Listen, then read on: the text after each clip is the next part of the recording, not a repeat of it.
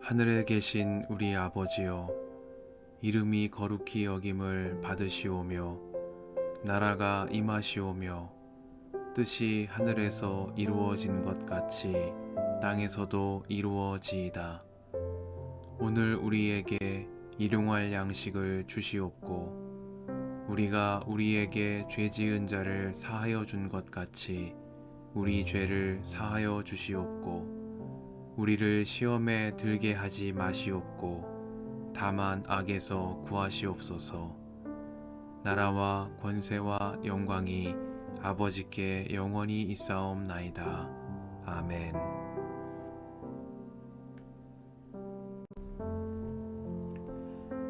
젊은 여인을 음탕한 눈으로 바라보지 않겠다고 나 스스로 엄격하게 다짐하였다. 여자나 유혹하고 다니면 위에 계신 하나님이 내게 주실 몫이 무엇이겠으며 높은 곳에 계신 전능하신 분께서 내게 주실 유산은 무엇이겠는가. 불의한 자에게는 불행이 미치고 악한 일을 하는 자에게는 재앙이 닥치는 법이 아닌가. 하나님은 내가 하는 일을 낱낱이 알고 계신다. 내 모든 발걸음을 하나하나 세고 계신다. 나는 맹세할 수 있다. 여태까지 나는 악한 일을 하지 않았다. 다른 사람을 속이려고도 하지 않았다. 하나님이 내 정직함을 공평한 저울로 달아보신다면 내게 흠이 없음을 아실 것이다. 내가 그릇된 길로 갔거나 나 스스로 악에 이끌려 따라갔거나 내 손에 죄를 지은 흔적이라도 있다면 내가 심은 것을 다른 사람이 거두어 먹어도 내가 지은 농사가 망하더라도 나는 할 말이 없을 것이다. 남의 아내를 탐내서 그 집 문 근처에 숨어 있으면서 그 여인을 범할 기회를 노렸다면 내 아내가 다른 남자의 노예가 되거나 다른 남자의 품에 안긴다 해도 나는 할 말이 없을 것이다. 남의 아내를 범하는 것은 사형 선고를 받아야 마땅한 범죄다. 그것은 사람을 파멸시키는 불, 사람이 애써서 모은 재산을 다 태우는 불이다. 내 남종이나 여종이 내게 탄원을 하여 올 때마다 나는 그들이 하는 말에 귀를 기울이고 공평하게 처리하였다.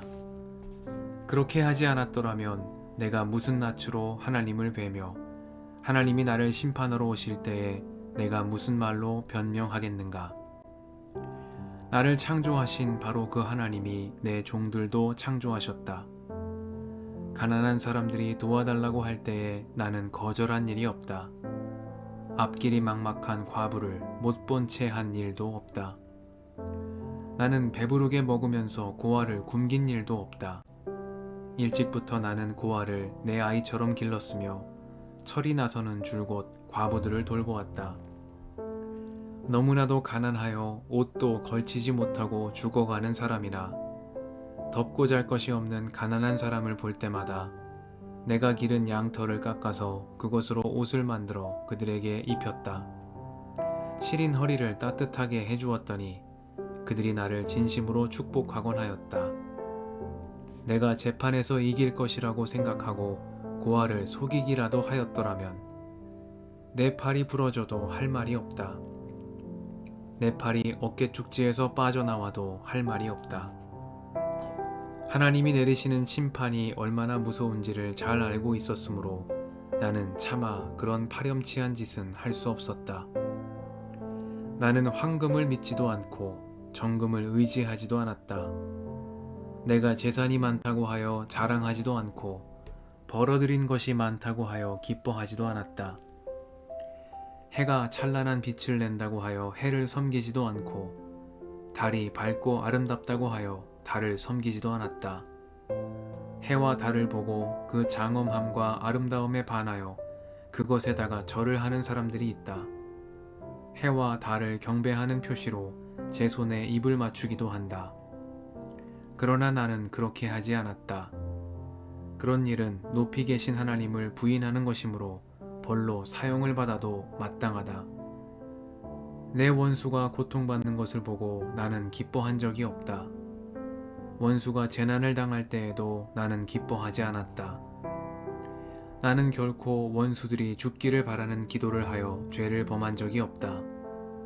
내 집에서 일하는 사람은 모두 내가 언제나 나그네를 기꺼이 영접한다는 것을 잘 알고 있다. 나는 나그네가 길거리에서 잠자도록 내버려 둔 적이 없으며 길손에게 내 집 문을 기꺼이 열어주지 않은 적도 없다. 다른 사람들은 자기 죄를 감추려고 하지만 그러나 나는 내 허물을 아주 감추지 않았다. 사람들이 무슨 말로 나를 헐뜯든지 나는 그것을 전혀 두려워하지 않았다. 남에게서 비웃음을 받을까 하여 입을 다물거나 집 안에서만 머무르거나 하지도 않았다. 내가 한 이 변명을 들어줄 사람이 없을까? 맹세코 나는 사실대로만 말하였다. 이제는 전능하신 분께서 말씀하시는 대답을 듣고 싶다. 내 원수가 나를 고발하면서 뭐라고 말하였지? 내가 저지른 죄과를 기록한 소송장이라도 있어서 내가 읽어볼 수만 있다면 나는 그것을 자랑스럽게 어깨에 메고 다니고 그것을 왕관처럼 머리에 얹고 다니겠다. 나는 내가 한 모든 일을 그분께 낱낱이 말씀드리고 나서 그분 앞에 떳떳이 서겠다.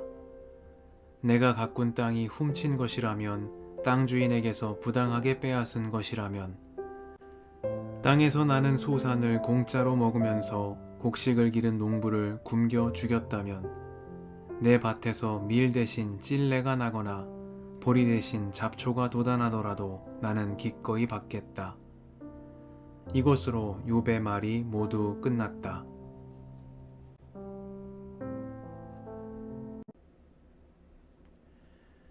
주님의 은총과 평화가 이 저녁에 여러분과 함께 하시길 빕니다.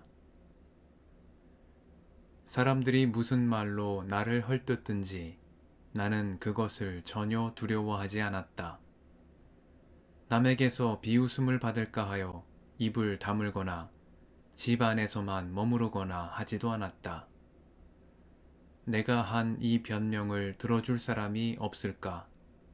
맹세코 나는 사실대로만 말하였다. 이제는 전능하신 분께서 말씀하시는 대답을 듣고 싶다. 말씀 앞에서 성령의 인도하심과 지혜를 구합니다.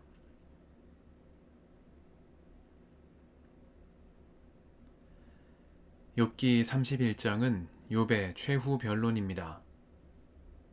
세 친구와 세 차례에 걸친 긴 논쟁을 끝맺음하며 욥은 하나님 앞에서 자신을 변호하고 그의 말에 응답해 주시길 청원합니다. 욥의 마지막 변론을 들으면 당대의 규범과 문화 속에서 죄로 관주되었던 행위들이 무엇인지를 알 수 있습니다. 욥은 자신이 맹세코 이런 잘못들을 범한 바 없다는 사실을 최후 진술을 통해 다시 한번 강조합니다. 첫째로 욥은 헛된 정욕을 품지 않았습니다. 그는 당대 부와 권세를 누리던 이들이 일반적으로 행하던 악행들, 젊은 여인을 탈취하거나 남의 아내를 범하는 등의 잘못을 범하지 않았습니다. 그는 하나님이 내가 하는 일을 낱낱이 알고 계시며 내 모든 발걸음을 하나하나 세고 계신다고 믿었으며 그분 앞에서 이런 잘못들을 하지 않았습니다. 둘째로 정직하게 행하며 그릇된 길로 가지 않았습니다. 욥은 하나님이 내 정직함을 공평한 저울로 달아보신다면 내게 흠이 없음을 아실 것이라고 말합니다. 그는 욕심에 이끌려 그릇된 길로 가지 않았고 악에 이끌려 따라가지도 않았습니다. 그는 하나님 앞에서 정직하게 행하는 삶을 살았습니다. 셋째로 약자들의 억울함을 듣고 그들을 정성껏 도왔습니다.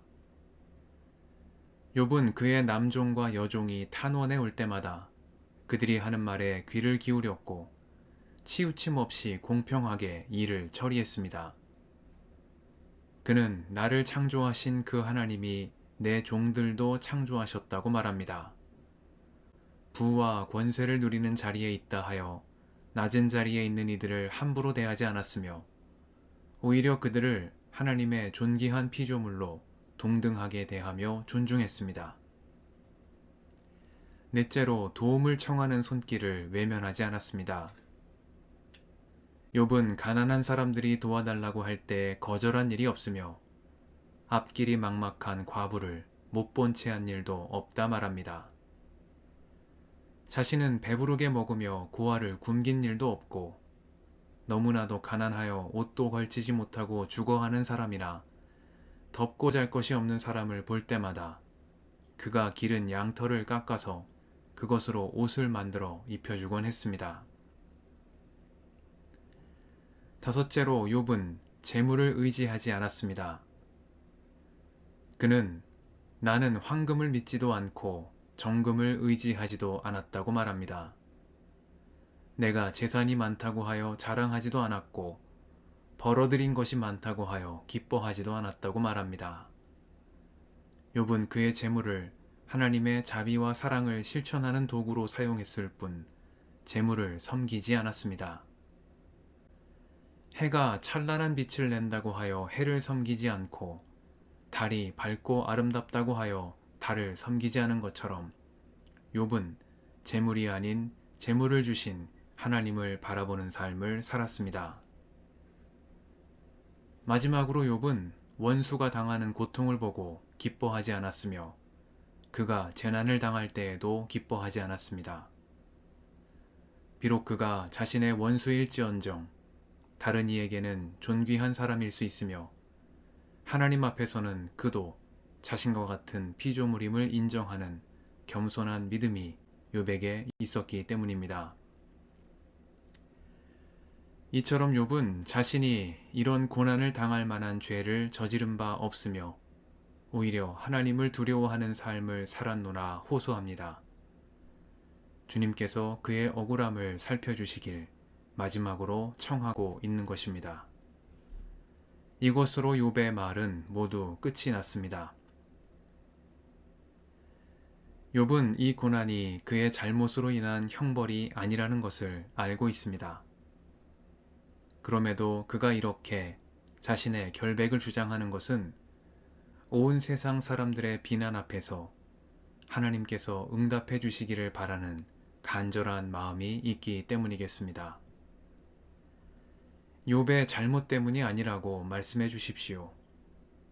욥은 하나님께 이 한마디 말씀을 듣고 싶습니다. 아무 죄 없으신 주님께서 죄인의 멍에를 지고 십자가에 달려 돌아가실 때 그분은 욥과 같은 이들과 하나가 되셨습니다. 욥의 마지막 말에 담긴 의로운 그의 모습은 복음서가 전하는 예수님의 모습과 많이 닮아 있습니다. 예수님의 십자가가 그분의 죄 때문이 아니듯 욥의 고난도 그의 잘못 때문이 아닙니다. 이제는 하나님께서 욥에게 응답해 주시길 함께 바라는 마음입니다. 함께 기도하시겠습니다.